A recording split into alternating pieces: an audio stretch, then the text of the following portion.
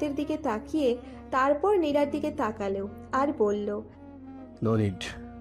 নিন নিন, এটা কুমড়োর ছোট ভাই, একটু টক সহ মিষ্টি, মাথা ব্যথাও ভালো হয়ে যাবে।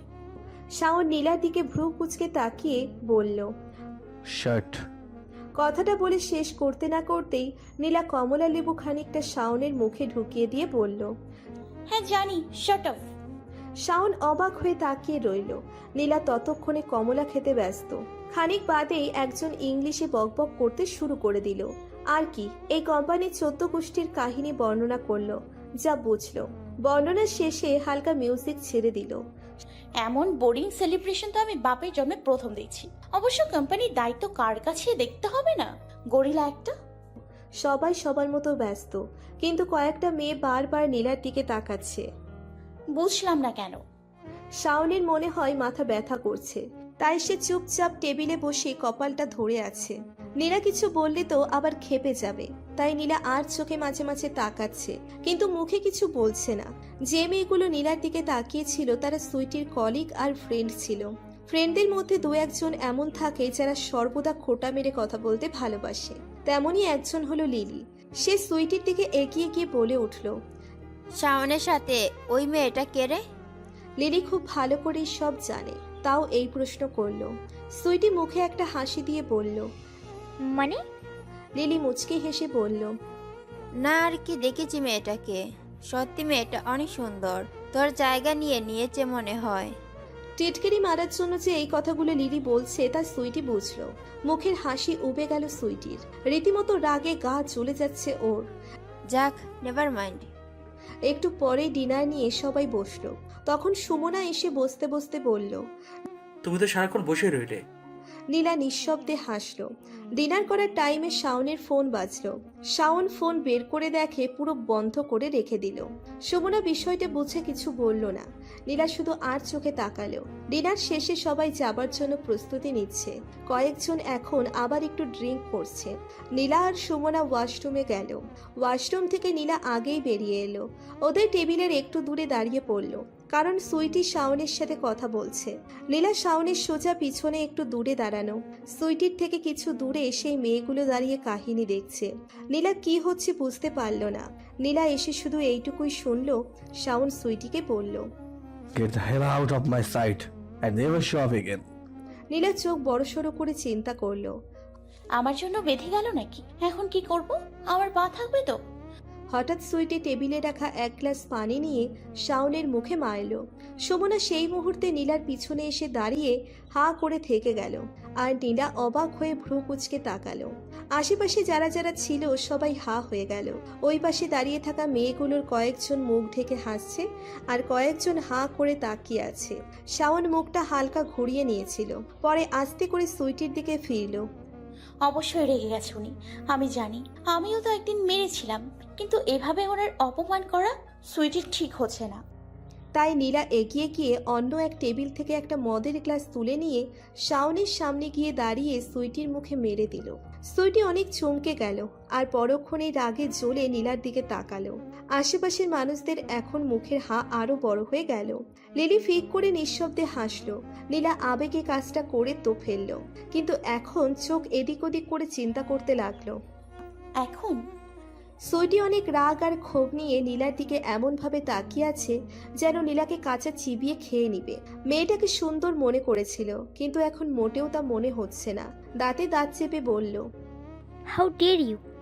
কথাটা বলেই সুইটি নীলাকে থাপ্পড় মারার জন্য হাত তুলতেই শাওন নীলার হাত ধরে টেনে সরিয়ে দিল। সুইটি আরো রেগে গেল, কিন্তু সেই রাগের সাথে একটা ব্যঙ্গ হাসি দিল। অর্থাৎ তার সহ্য হচ্ছে না এসব। নীলা শাওনের দিকে তাকালো। শাওন স্থির দৃষ্টিতে সুইটির দিকে তাকিয়ে আছে। সুইটি কিছু বলার আগে সুমনা এসে নীলার পাশে দাঁড়ালো আর বলল, সুইটি, দয়া করে এখানে সিন ক্রিয়েট করো না, অনেক হয়েছে। তোমার না এঙ্গেজমেন্ট হয়ে গেছে, তাও কেন শাওনের লাইফে নাক গলাচ্ছ? নীলা শুনে অবাক হয়ে বলল, তাহলে বিষয়টা কি দাঁড়ালো? কয়দিন পরেই তো মনে হয় বিয়ে হবে, তাও এই অবস্থা। সুইটির আগে গজগজ করে সুমনার দিকে তাকালো। তারপর একবার ওদের হাতের দিকে তাকালো, কারণ শাওন নীলার হাত এখনো ধরে আছে। নীলা সুইটির দৃষ্টি বরাবর খেয়াল করে নিজের হাতের দিকে তাকালো, তারপর শাওনের দিকে তাকালো। শাওন তো সোজা রাগী চোখে সুইটির দিকে তাকিয়ে আছে। সুইটি আর কিছু না বলে চলে গেল। নীলা নিজের হাত ছাড়িয়ে নিতে চাইলো, কিন্তু শাওন আরো শক্ত করে ধরলো। নীলা ধরে থাকা শাওনের হাতটা অন্য হাত দিয়ে ছাড়ানোর চেষ্টা করে বলল, কি করছেন আপনি? লাগছে আমার। শাওন নীলার দিকে তাকিয়ে বলল। তোমাকে এইসবের মধ্যে জড়াতে কি বলেছে? নীলা কিছু বলার আগেই সুমনা বলল। ও তো ঠিকই করেছে। শাওন নীলার হাত ছেড়ে দিল। সুমনা বলল। অনেক হয়েছে, এখন চল যাওয়া যাক। গাড়িতে উঠে শাওন নিজের কোটটা খুলে পিছনের সিটে রাখলো আর টাইটা ঢিলে করে নিল, কারণ পানিতে কোট সহ শার্টও কিছুটা ভিজেছে।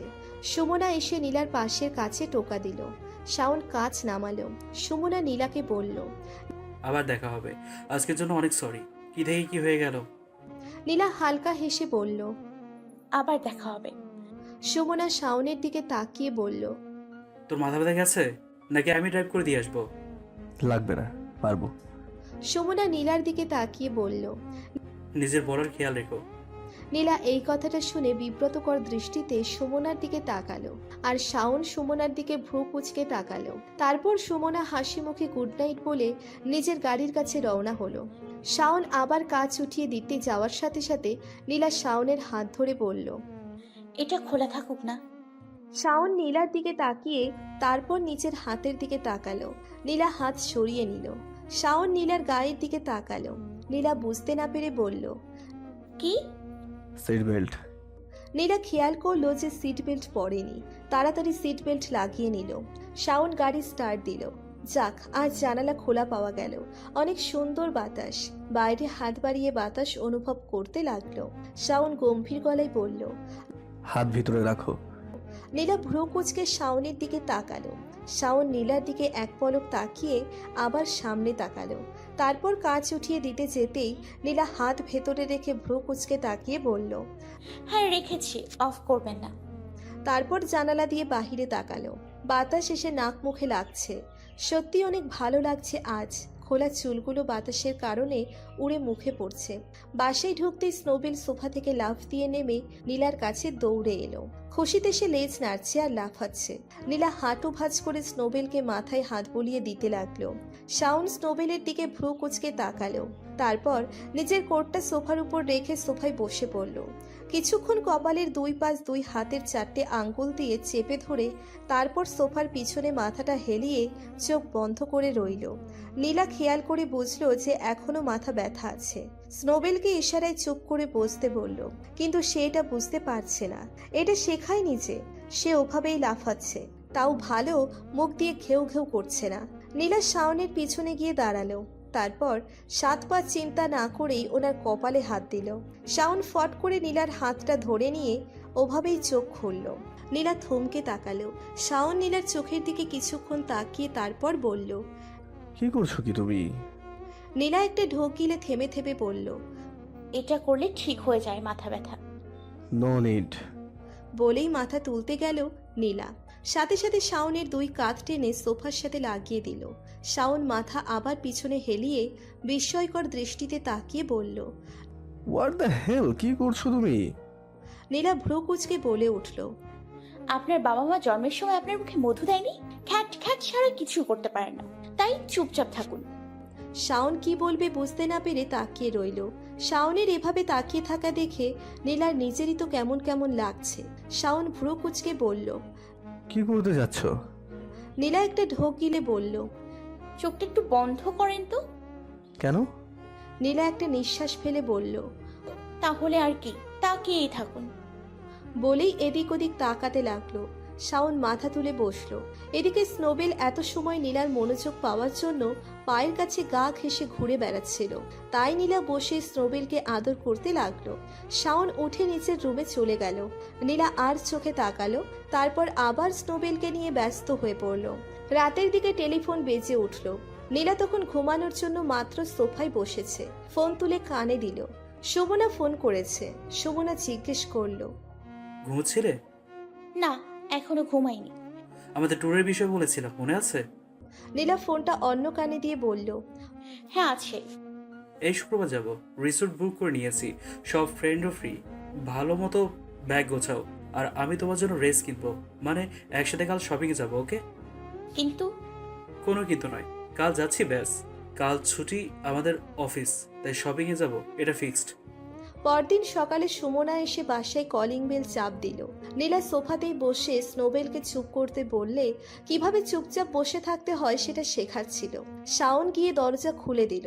সুমনাকে দেখে শাওন বলে উঠল, তুই এখানে কেন? কেন আসতে পারি না নাকি? বলেই সুমনা ঢুকে পড়ল। নীলা সুমনাকে দেখে হাসি মুখে তাকালো আর বলল, কেমন আছো? সুমনা নীলার পাশে বসে স্নোবেলকে আদর করতে করতে বলল, আমি ভালো, এখন বলো, রেডি? শাওন বুকের কাছে হাত গুজে তাকিয়ে আছে। নীলা শাওনের দিকে তাকিয়ে আবার সুমনার দিকে তাকালো। শাওন সুমনাকে বলল, কিসের জন্য রেডি? শপিংয়ের জন্য রে, আজ আমরা শপিংয়ে যাচ্ছি। শাওন কিছু বলতে যাবে এর আগে সুমনা আবার বলল, তোর আপত্তি থাকলেও যাচ্ছি, না থাকলেও যাচ্ছি। বেশি সমস্যা হলে তুইও চল। আমার যাওয়ার কোনো ইচ্ছে নেই। সুমনা একটা হাসি দিয়ে নীলার দিকে তাকিয়ে বলল। তাহলে আর কি, চলো নীলা, আজ তোমাকে বসুন্ধরা ঘুরে দেখাবো। শাওন নিজের রুমে চলে গেল। নীলা সুমনার সাথে রওনা দিল। গিয়ে সেই বড় বসুন্ধরা শপিং মলে ঢুকলো। বাবা গো, এত বড় শপিং মল! আমি হা হয়ে গেলাম, কত সুন্দর। সুমনা অনেক ওয়েস্টার্ন ড্রেস দেখাতে লাগলো, কিন্তু নীলা তার কোনোটাতেই নিতে রাজি না। নীলা সুমনাকে 3 পিসের কথা বলল, সুমনা তাতে রাজি না। নীলা অনেক কষ্টে সুমনাকে বুঝিয়ে 3 পিস কিনলো, কিন্তু সেগুলোর দাম শুনে নীলার মরে যাওয়ার মতো অবস্থা। সুমনা একটা কার্ড ব্যবহার করে সব কিনে নিল। নীলা চোখ বড় বড় করে তাকিয়ে রইল। বাসায় আসার সাথে সাথে টেবিলে নীলারা দুপুরের খাবার প্রস্তুত পেল। স্নোবেল ওদের দেখে খুশিতে দৌড়ে এলো। ওরা সোফার উপর সব ব্যাগ রেখে নীলারা ফ্রেশ হয়ে বসে পড়ল। সুমনা খাবার টেবিলে বসে গল্প আরম্ভ করলো যে সাজে গিয়ে কি কি করবে। নীলা অনেক আগ্রহের সাথে শুনছে। শাওন চুপচাপ খাচ্ছে। আজ মেরুতে কুমড়ো পেলাম না এখনো, মনে হয় রাতে কুমড়ো হবে। সুমনা খাওয়া শেষে বলল, এখন আমরা মুভি দেখবো।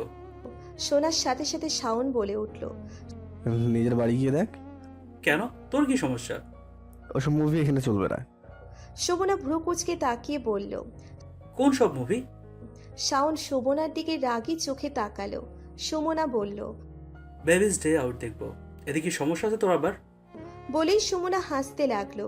নীলা শাওনের মুখের দিকে তাকিয়ে রইল। বুঝি না, ওনার আবার মুভি দেখতে এত নাক গলানো লাগে কেন? খাওয়া শেষ করে সুমনাকে চলে যেতে হলো। ওর নাকি কাজ আছে। নীলা সব মিলে শপিং ব্যাগ খুলে ড্রেসগুলো বের করে করে সোফায় সাজাতে লাগলো। তারপর একসাথে করে নিয়ে শাওনের রুমে উকি দিল। উনি বাথরুমে। যাক ভালো। নীলা তাড়াতাড়ি নিজের লাগেজ খুলে সবগুলো জামা কাপড় রাখলো। স্টোবেলও নীলার পেছনে পেছনে চলে এসেছে। নীলা লাগেজ আবার ড্রেসিং টেবিলের সাইডে সরিয়ে রাখলো, কিন্তু বের হতে যাবে এমন সময় শাওনের টি টেবিলে রাখা ফাইলটার দিকে চোখ পড়ল। নীলা অবাক হয়ে সেটা হাতে নিল।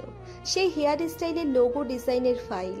নিউ কয়েকটা লোগো এঁকেছে শাওন। তার মধ্যে লাস্টের দিকেরটাতে একটা মেয়ে মাথার চুল পিছনে সব ঝুলিয়ে দিয়ে বসে আছে, এমন একটা ডিজাইন। আমি শিওর এটা আমি, আমার মতো চুল।